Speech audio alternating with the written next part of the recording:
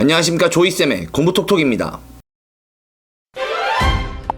조이쌤의 공부톡톡. 2023년 10월 10일 교육부가 2028 대학 입시제도 개편을 했는데요. 개편 시한을 냈어요.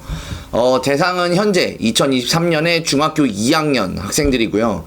아직 이제 전체 결정된 건 아니고 시한이긴 합니다만 내신제도와 수능제도 양쪽 면에서 전부 다 변화를 줬습니다. 오늘의 조이쌤의 공부톡톡 2028 대학 입시제도 개편 시한, 내신과 수능 어떻게 바뀌나, 실제로 학생들에게 어떤 영향이 가나 지금 시작합니다.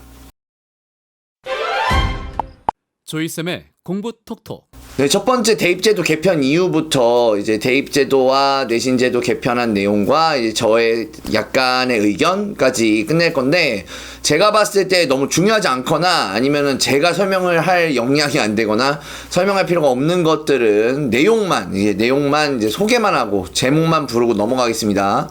첫 번째 이제 대입제도 개편 이유는요, 수능 시험의 공정성을 확보하고 통합 융합적 교육을 유도하고자 한다. 그리고 고교 내신은 교육개혁, 교실 수업의 확산에 발맞춰 내신 평가 방식의 혁신을 하겠다는 이 두 가지 큰 목표를 갖고 대입제도 개편을 시작하셨습니다. 이제 원인을 찾는 거예요. 대입제도 왜 바꿔야 되냐, 내신제도 왜 바꿔야 되냐.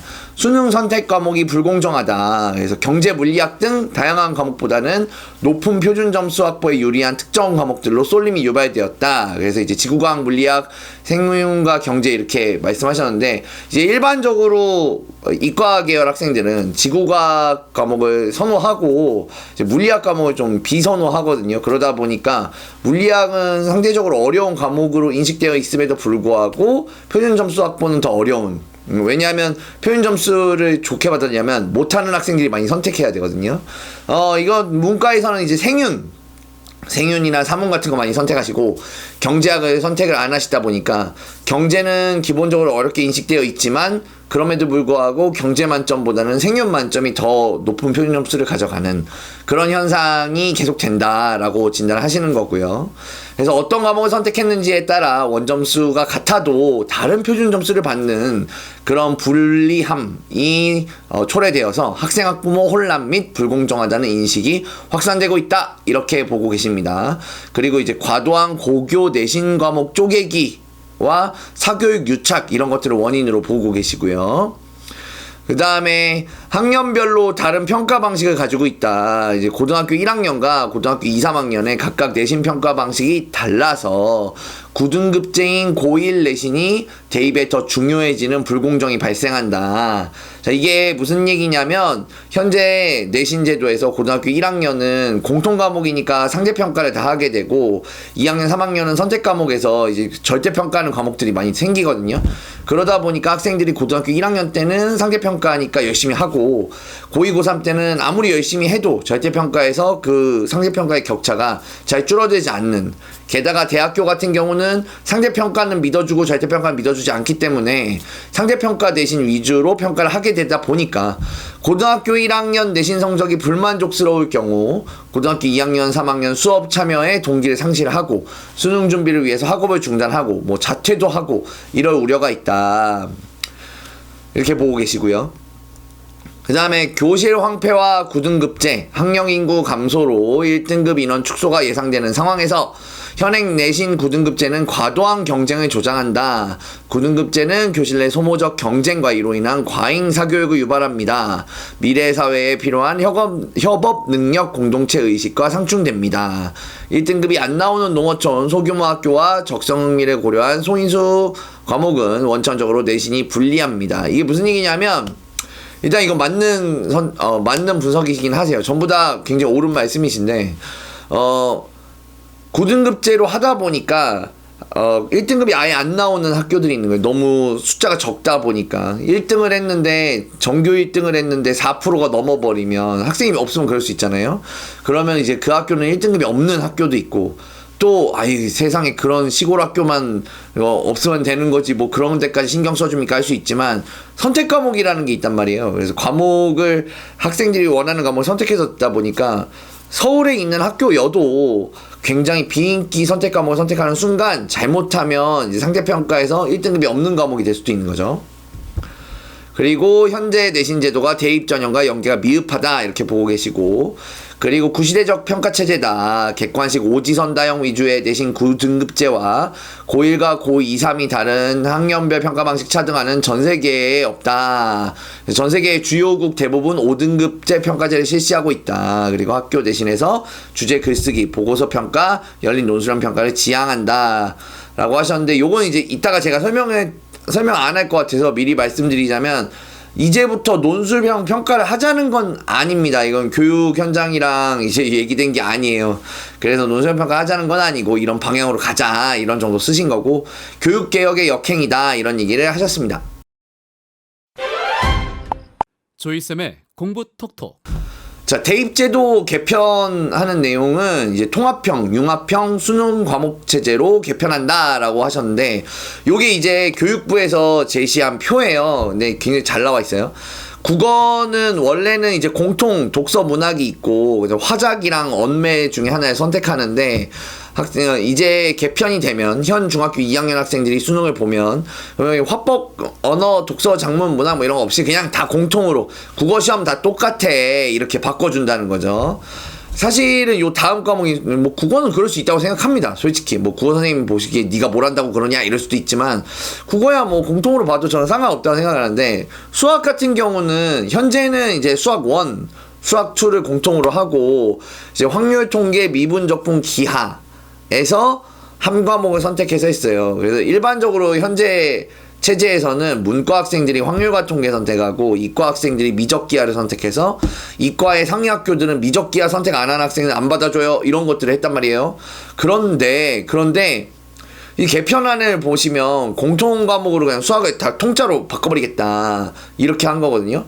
이게 좀 문제가 돼요. 이게 그래서 좀 이따 말씀드리겠지만, 이 이과 문과를 어떻게 가를 것이냐에 문제가 하나 생깁니다. 영어 같은 경우는 정말 아무런 변화가 없습니다. 한국사도 그렇죠. 영어와 한국사는 그냥 그대로. 왜냐하면 영어라는 과목 자체가 몇 단원부터 몇 단원까지 냈습니다. 교과서 어디부터 어디까지 냈습니다. 뭐 이런 내용이 존재할 수 없는 과목이다 보니까 굉장히 도구적 학문이고, 그래서 바뀌는 게 없습니다. 가장 많이 바뀌는 과목은 사회과학 과목이라고 할 수 있겠습니다. 사회과학 과목. 그래서 사회과학 과목은 원래는 이제 사회는 9과목 중에 택 2였고요. 과학은 8과목, 물화생지 1, 2 8개 중에 택 2였는데, 그럼 2과목만 공부하면 되는 거였거든요. 그래서 이과 학생들은 보통 과학 과목을 공부하고, 문과 학생들은 사회 과목을 공부하고, 그리고 어떤 대학은 우리는 이과지만 사회 과목 선택해도 받아줄게 뭐 이런 학교도 있고 그랬었는데, 이제 현 중2학년 학생들이 고3이 돼서 수능을 보면 사회과학 통합으로 보겠다는 겁니다. 마치 2005년, 6년, 7년까지 봤던 그 제6차 교육 과정에 있던 그 시험처럼 공통사회, 공통과학을 보겠다는 거죠. 이러면 사실 이제 뭐 정부를 비판하겠다는 게 아니라, 요거는 학생들의 교육에 대한, 이 공부에 대한 부담이 더 커질 수밖에 없어요. 17과목을 다 공부해야 되잖아요. 물론 줄여주시겠죠. 줄여주실 거예요. 아마 전 믿습니다. 줄여주실 것 같은데, 그래도 최소 4과목씩은 들어갈 거예요. 물화생지는 들어가야 되잖아요. 그럼 사회도 맞춰가지고 4과목은 적어도 들어갈걸요. 그러니까 최소 8과목 정도는 공부를 해야 되고, 이게 자꾸 사교육 얘기를 하시는데, 요것 때문에 사회과학학원에게는 좋은 소식이라고 볼 수가 있습니다. 네, 왜냐하면 이게 사회과학 과목이 지금 같은 경우는 약간 찬밥이었거든요. 뭐 인강 정도로 하면 돼. 2과목인데 뭐 이런 거였는데, 이렇게 해버리면은 잘하는 학생, 못하는 학생 격차가 커질 수밖에 없습니다. 직업탐구 과목도 이제 원래는 5개의 과목 중에 하나를 택해서 하는 거였는데, 그런 거 없이 전체적으로 성공적인 직업생활 공통과목 하나로만 한다고 하고, 이거는 내부자의 말씀을 좀 들어보면, 요거 관련된 이 종사하시는 분들 얘기를 들어보면 이렇게 해도 충분히 변별이 된다고 합니다. 이 제2외국어는 변화가 없어요. 전혀 없는데, 제2외국어가 변화 없는 거 옆에 살짝 써있죠. 추가 검토한 10과목 중 택일 해가지고, 원래 제2외국어는 9개인데 여기에 심화 수학 하나에 넣겠다는 거예요. 이게 바로 이제 문이과를 뭐로 가를 거냐. 그래서 그러면은 상위권 대학의 이과 희망하는 학생은 제2외국어 자리에 심화수학 선택해. 이걸 하시려고 이게 검토하신 게 아닌가 싶거든요. 야, 이거는 근데 이거 하면서 이게 사교육 얘기를 하시면 안 된다고 저는 생각합니다. 조이쌤의 공부 톡톡. 내신제도 변화 말씀드릴게요. 고교 내신제도를 5등급 체제로 선진화시키겠다. 그래서 내신평가의 공정성을 위해서 고등학교 1학년, 2학년, 3학년 동일한 평가 체제로 개편시켜 주겠다. 그래서 내신평가 혁신으로 9등급제를 폐지하고 5등급제를 도입하겠다. 이렇게 말씀하셨어요. 그래서 모든 과목의 절대평가를 시행하면서 안정적으로 정착할 수 있도록 성적 부풀리기에 대한 우려에 대한 안전장치를 마련하려고 상대평가를 병기한다 라고 써있는데, 이것도 이따 말씀드릴 거지만 절대평가 5등급제로 해도 상대평가 다 같이 있으면 대학교는 상대평가를 보겠죠. 어쨌든 네, 저는 이거 되게 의미 있는 거라고 봅니다. 등급 구분 기준을 개선해서 극도의 경쟁으로 몰아넣어 교실을 황폐화시키는 내신 9등급제를 폐지하고 선진화된 5등급제로 개편한다. 근데 1등급은 10%, 2등급은 24, 그리고 3등급은 32, 4등급은 24, 5등급은 10%. 그래서 칸을 더 넓게 잡는 거거든요. 이게 만약에 현 교육부에서 좀 약간 반대되는 성향을 가지신 분들이, 아니 9칸을 5칸으로 줄이면 뭐 달라지냐, 이거 말 그대로 탁상행정이다, 막 전시행정이다, 이렇게 할 수 있는데 저는 그렇게 생각하지 않습니다. 왜냐하면 어쨌든 칸이 넓어지면 학생들의 입장에서는 점점 더 경쟁에 들어가는 스트레스는 적어지는 거예요. 그건 인정할 수밖에 없어요. 이러다가 5칸을 가지고 3칸으로 만들고 나중에 2칸 만들어서 패스올 페이를 할 수도 있는 거잖아요. 그러니까 칸을 줄인 거 가지고 9등급제를 5등급제를 바꾼 걸 가지고 학생들을 배려하지 않는 행정이다라고 하는 거는 너무 저는 억까라고 생각합니다. 그리고 과목 절대평가, 상대평가 다 전 과목에서 병기한다고 했는데, 이거는 아까도 말씀드렸다시피 ABCD도 쓰고 석차 등급도 쓰면 대학교 입장에서는 석차 등급을 보게 돼 있습니다. 뭐 둘 다 쓰면은 그냥 등수가 다 나오는 건데요, 뭐. 그래서 이거 다 보여준다 하는 거고요. 조이쌤의 공부 톡톡. 자, 학생들에게는 어떤 영향이 있을까요? 자, 지금부터가 저의 이제 의견입니다. 아까까지는 교육부의 발표 자료였고요. 아마도 첫 번째는 통합사회 통합과학부터 저는 눈에 딱 들어오더라고요. 공부량 훨씬 더 많을 겁니다. 그래서 수능의 경우 6차 교육 과정으로 돌아가는 거잖아요. 통합사회로 하면 사회, 윤리, 지리, 역사 뭐 이런 식으로 했었거든요. 통합과학, 물리, 화학, 생명지구 이렇게 다 공부해야 되는 거죠. 4개만 하는 것도 아니에요. 8개를 다 해야 돼요. 그래서 지금은 사실은 현재 학생들은 본인이 전공할 과목, 뭐 내가 물리 쪽이야 그러면 물리랑 생명 아니면 내가 잘하는 과목 2개 이런 식으로 골랐는데, 이제 모든 과목을 다 공부해서 시험을 봐야 하잖아요. 물론 교육부 말은 맞아요.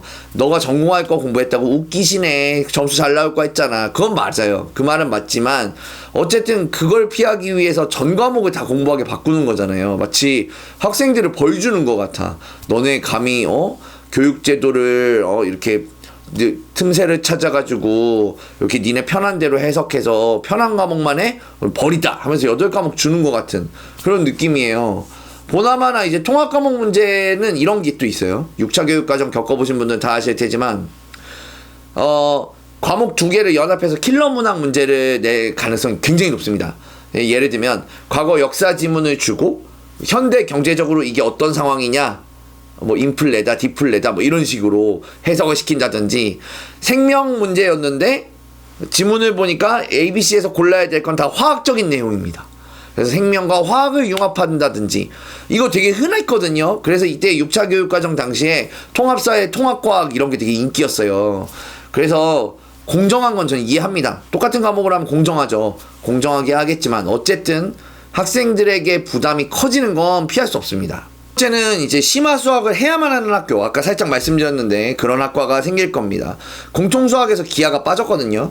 이렇게 되면 서울의 유명한 대학교에 이공계 가려는 학생, 공대 가려는 학생은 아마 심화 수학을 필수로 해야 되지 않을까요? 그런 공대 학생들인 공대에서 우리 기하 하나도 모르는데요 하는 학생을 받아줄 리 없거든요. 그래서 아마 심화 수학을 필수로 응시해야 되지 않을까. 이공계 쏠림 현상이 굉장히 크잖아요, 현재. 그러니까 심화 수학이 없으면 어떻게든 이과 학생들을 가려내는 게 필요하거든요. 이게 되게 필요하고, 연계해서요. 세 번째는 이거 교육청이 추가로 사회과학 수학에 대해서 발표를 할 겁니다. 지금 아직은 뭔가 사회과학 수학에 대해서는 정리가 안 된 시안이니까, 그래서 벌써부터 미리 사회도 해야 된대, 과학도 해야 된대, 하지 않아도 됩니다. 벌써 제가 주말에 학원가 다녀보니까 벌써 사회과학 학원에서 막 입시 설명회 하고 막 미리 준비해야 됩니다. 중학교 때부터 막 이런 거 하더라고요.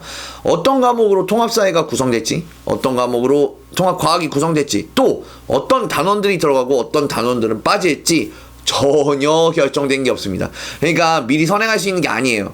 문이과 구분을 할지 안 할지 이런 것도 되게 중요하죠. 어떤 방식으로 할지, 어떤 방식으로 문이과 구분을 할지, 정말 심화 수학을 선택하게 할지, 이런 것들을 더 추가적으로 발표해야 되고, 추가적으로 발표하기 전에 이제 교육 당국과 대학과 학교와 그리고 학부모님들까지도 의견 청취가 잘 돼야겠죠.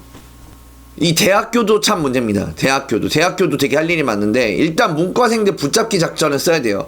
이렇게 시험을 통합으로 보면 같은 학교, 같은 대학이어도 이과는 커트라인 점수가 높고 문과는 점수 낮을 거 아닙니까? 몇몇 이과 학생들은 일단 점수 맞춰서 높은 대학의 문과로 합격을 한 다음에 부전공을 이과로 바꾼다든지, 아니면은 중간에 문과가 너무 안 맞아, 그래서 전과해버린다든지, 휴학을 한다든지, 반수를 한다든지, 자퇴를 한다든지. 원래는 이과 성향 학생이었으니까요. 그런 사례가 많을 겁니다.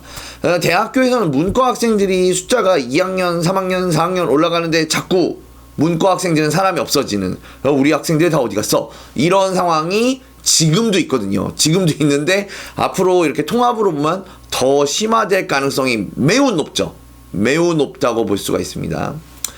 게다가 이제 대학교들 입장에서는 통합사회 통합과학을 보니까 이제 머리를 써야 돼요. 우리 학교는 사회 점수만 볼게, 우리 학교는 과학 점수만 볼게, 뭐 이런 것들을 해줄 건지, 또 교육부에서는 너네 사회 점수만 보는 거 그런 거 하지 마 이렇게 막을 건지, 그래 그 정도는 해 이렇게 할 건지, 교육부와 대학교가 좀 더 대화할 내용이 필요해요. 조이쌤의 공부 톡톡.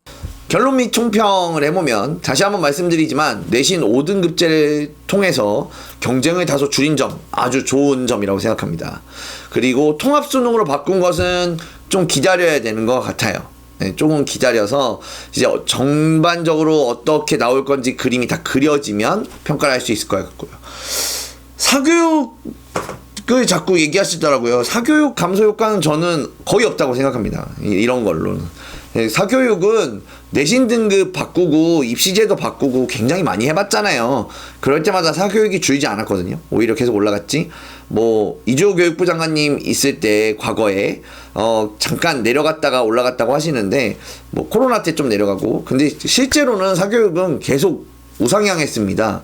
그러니까 사실은 이 대학의 계단처럼 돼 있는 이 서열화가 줄어들지 않으면 사실은 이제 어떤 것을 해도 사교육은 그대로 남아있을 것 같다.